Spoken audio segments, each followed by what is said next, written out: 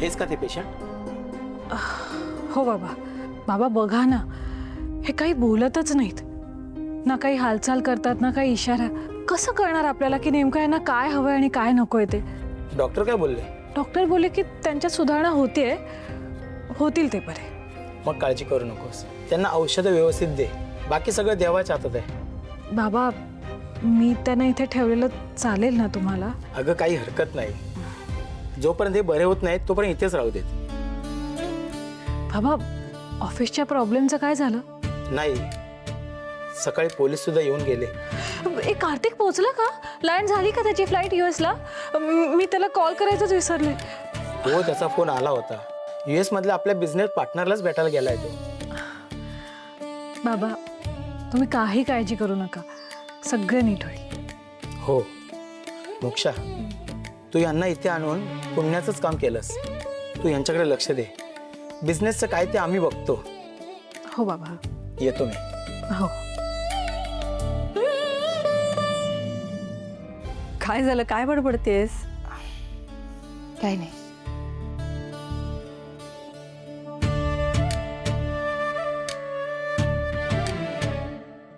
काय झालं? काय नाही ग.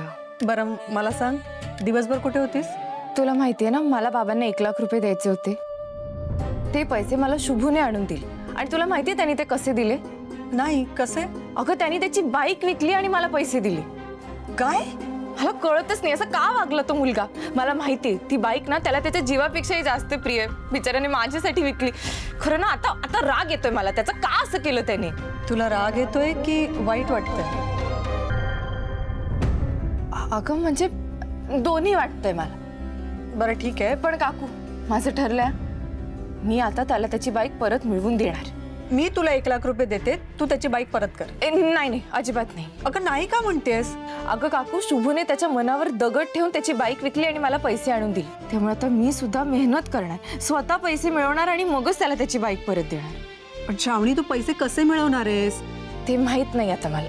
बरं श्रावणी, ये बस इथे. बस, ये बस बस बस. मला तुझ्याशी काही बोलायचंय. काय झालं? आज तुझी आई असती तर तिनेही तुला हेच विचारलं असतं की नक्की शुभूचं आणि तुझं नातं काय आहे.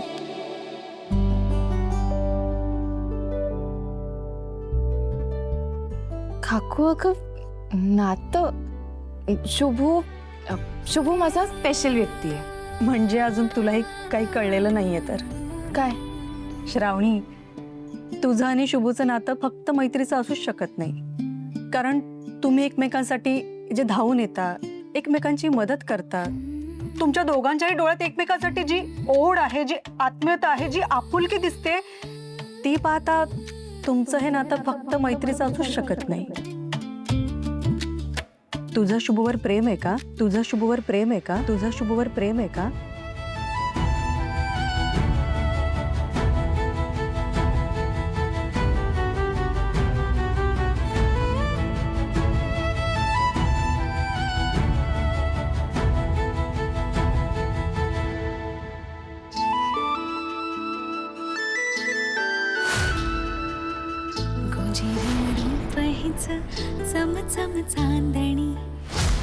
तुझं हृदय मी खूप सांभाळून ठेवेन.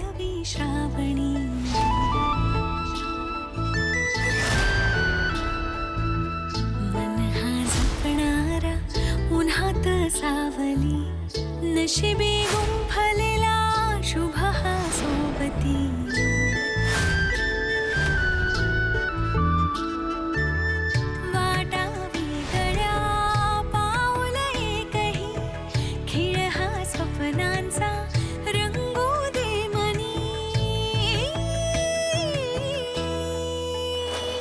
प्रेम म्हणजे नक्की काय असतं ना, ते माहीतच नाहीये मला. आई बाबांकडनं तर ते कधीच नाही मिळालं. जे काही मिळालं ते फक्त तुझ्याकडनं, ते सुद्धा सतत आत्याच्या दबावाखाली राहू. त्यामुळे शुभूबद्दल माझ्या मनात काय आहे ना, ते माहीतच नाहीये मला.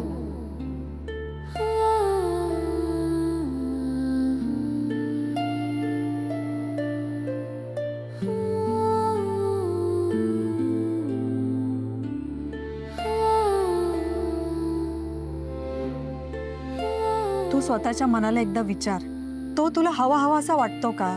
त्याला सतत पाहावं असं वाटतं का? सारखा त्याचा विचार मनात येतो का?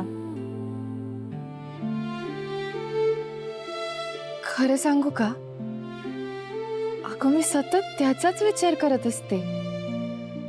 तो माझ्या बरोबर असला ना की मी एकदम खुश असते.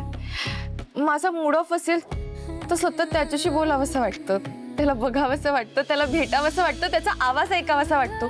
कुठलाही प्रॉब्लेम आला ना की मला त्यालाच सगळं सांगावंसं वाटतं आणि मग असं वाटतं की सगळं ठीक होईल. मी खूप सेफ फील करते त्याच्याबरोबर असताना. श्रावणी, अगं यालाच प्रेम म्हणतात, यालाच प्रेम म्हणतात, यालाच प्रेम म्हणतात.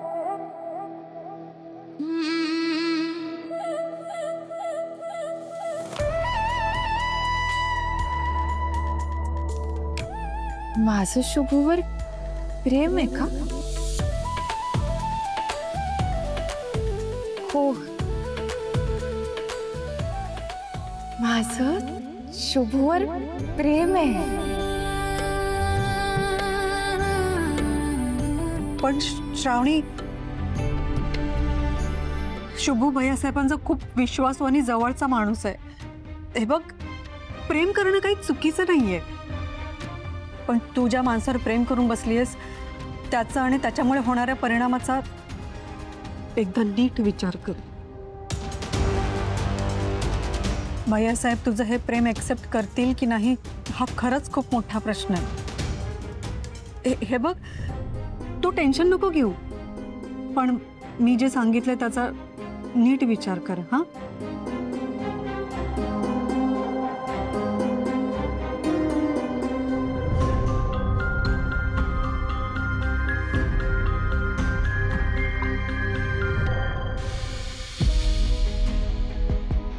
मला जे शुभूबद्दल वाटतंय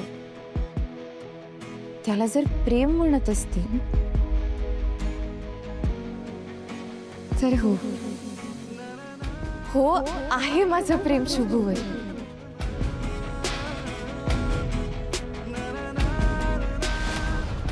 आणि तसंही ह्या आधीचं आयुष्य काही सोपं नव्हतंच, पण जर माझं आता प्रेम आहे शुभूवर तर मी पुढे येणाऱ्या सगळ्या गोष्टींना सामोरी जायला तयार आहे. माझं शुभूवरचं प्रेम खरे आणि म्हणूनच आता काहीही झालं तरी मी शुभूला त्याची बाईक परत मिळवून देणार.